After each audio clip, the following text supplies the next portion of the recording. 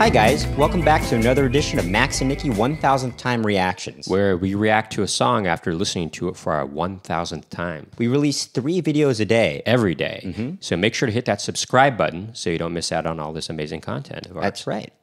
What do we got on the docket for right now, Nicky? Right now we're going to be listening to Can't Take My Eyes Off You by Frankie Valli. Also, wanted to mention, as we normally do, that we also have another channel called Max and Nicky, where we perform oldies tunes, jazz standards, and original tunes in that vein. And we also got comedy videos on there as well. But for right now, let's take a listen to Can't Take My Eyes Off You by Frankie Valli. For our 1000th time. Here we go.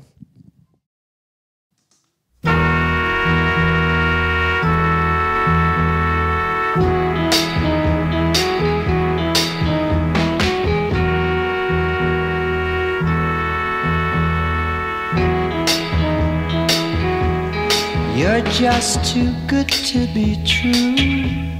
Can't take my eyes off of you. You'd be like heaven to touch. I wanna hold you so much. At long last, love has arrived, and I thank God I'm alive. You're just too good to be true. Can't take my eyes off you. Pardon the way that I stare. There's nothing else to compare.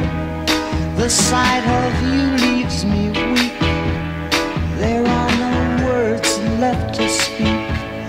But if you feel like I feel, please let me know that it's real. You're just too good to be true. Can't take my eyes off you.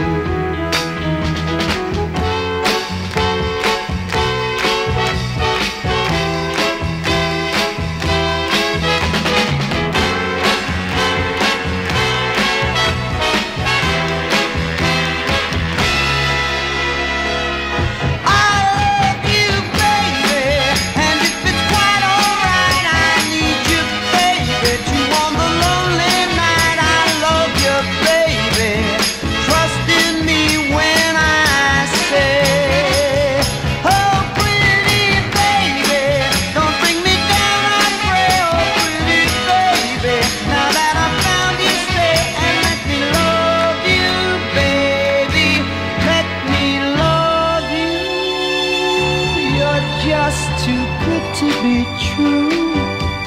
Can't take my eyes off of you. You'd be like heaven to touch. I wanna hold you so much. At long last, love has arrived, and I thank God I'm alive. You're just too good to be true. Can't take my eyes off you.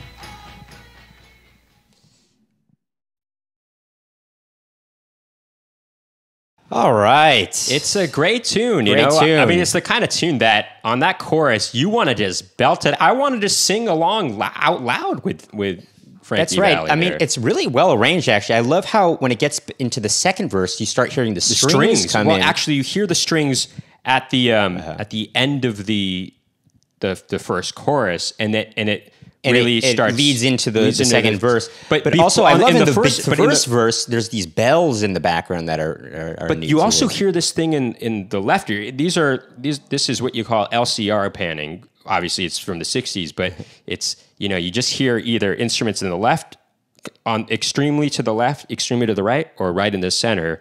And you just have Frankie Valli's voice in the center because his voice was a real instrument, right? I love how there's a kind of this, the horns are kind of doing this thing on the choruses where it's like doing da-da-da, da-da-da. It's kind of this da-da-da, da-da-da. You know what I'm saying? But also, there were these, like, in the beginning of the song, something I didn't notice, you know, in the prior 999 times listening to this song is,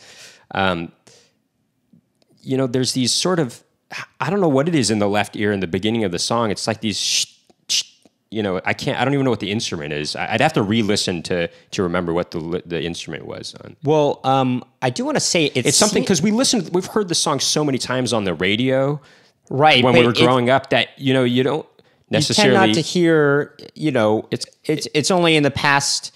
I mean, I got these headphones in the past, I guess 8 years or something like that. And it's only, and we don't. So maybe only for the past 200 times have I.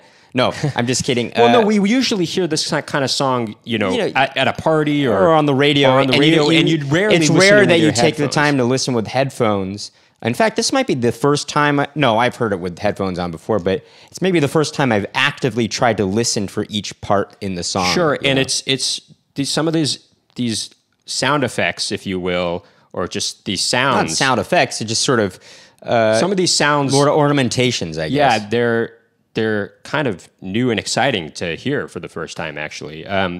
But you know, obviously, we know that. Oh, sorry. Did you want to say? Oh, something? I just want to say it's something as interesting that it seems like the song starts a little. It seems like they speed up a little bit. Actually, don't you get that feeling? I feel like it kind of start a little slower, and just through the just the want of just kind of moving the song forward, I think they speed up ever so slightly, I think. Well, kind of, it starts off as kind of a bit of a ballad. Well, it's kind of an interesting... And then it just really gets to this climactic moment where it's, you know, a bunch of instruments, these horns enter, It's kind of a strange song, actually, for a pop tune, actually. Even for the time, it had this kind of... Yeah, it had this ballad quality, but then it turns into this other thing. And especially around this time, which was like Beatlemania kind of time. Well, it's a little after that, actually. No, I think it's... I mean, this came out in like 1967, right? Oh, you are right. I thought it came out in 65, I guess. Oh, so it is after that. Oh, really? You actually thought? Yeah. Hey, looks like you didn't pay attention when you saw Jersey Boys. Well, no, the way Jersey Boys works, everything's moving so fast. And I watched the musical with Jersey Boys, which is a good musical, but things kind of move at a quick pace. On Broadway, you saw it. On Broadway, I saw it before it ended its run. But I will say that I think we all know that, if you're watching this, maybe you don't know, but that Bob Gaudio wrote this song, who was in the Four Seasons. Right. So what's interesting about this, it is attributed to just Frankie Valli, and I mean, obviously the other Four Seasons are not on it singing, but I don't know. There was a legal thing actually with releasing songs with the Four Seasons. With the Four Seasons name. Yeah, with the Four Seasons name. I think when they switched record companies, they weren't allowed to use Frankie Valli, and they weren't allowed to use the Four Seasons. It was so for the maybe the first part of the 60s, they were called the Four Seasons. And then at this point, they became known as Frankie Valli, or it was just Frankie Valli. And a lot of the Four Seasons, I would say was it Anthony DeVito? He was not in the band anymore.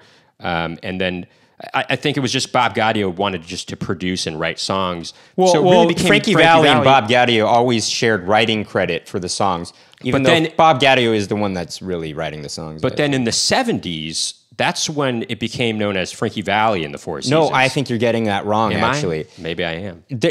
During this time, there's actually several releases that are either attributed to the Four Seasons or Frankie Valli and the Four Seasons, or just Frankie Valli. Something like that. Correct me however it's supposed to actually be. In the 70s, though, they just became just the Four Seasons. Are you sure about that? Yeah. Like, for instance, Oh, What a Night is just the Four Seasons. It wouldn't be right to just call it Frankie Valli and the Four Seasons. Because there's another... Because they Yes, were... it would. What? No. Because he's the star. I wouldn't say that, actually, at that point. He was not the star. Or, Who Loves You? I guess that's... Anyway, but all the Grease soundtrack, though, it is just Frankie Valli singing that number. But that is just Frankie. That is just Frankie Valli. But anyway, we're going off on a big tangent. We're going off onto a tangent as we do. But I will say there is a lot of cool The arrangement is really cool on this song. I like it a lot. Sure, of course, arranged. It kind of has it has this sort of Las Vegas kind of sound. to Crooner it, kind of, you know? Yeah. Yeah. Well, what was the guy's name? Bob. What was the guy's name? Bob. He's the one who arranged Bob this. Crew. Bob Crew. Bob Crew. Oh, he arranged this? Are you sure? Yeah, I'm pretty sure He was their arranged this. producer. He was early the on. producer. He's for the one Four that came up Seasons. with the idea of double tracking Frankie Valli's vocals in the beginning. You know, on stuff like Sherry and Big Girls Don't Cry. You know, that was an iconic thing to do. You don't need to look over there. Oh, I don't know why I'm looking over there. I don't know why I'm looking over there. I played the video from there, but anyway.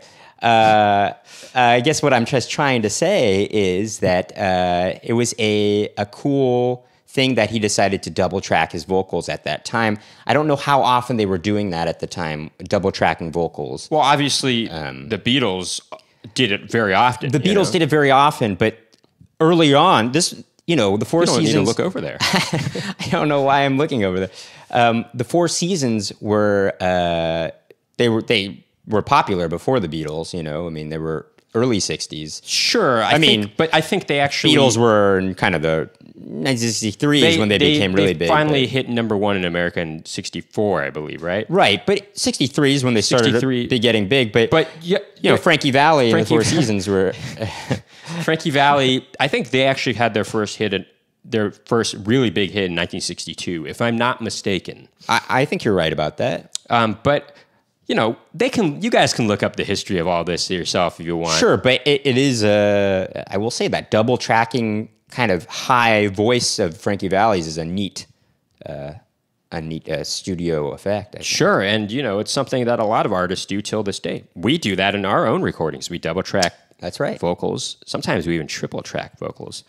Sure.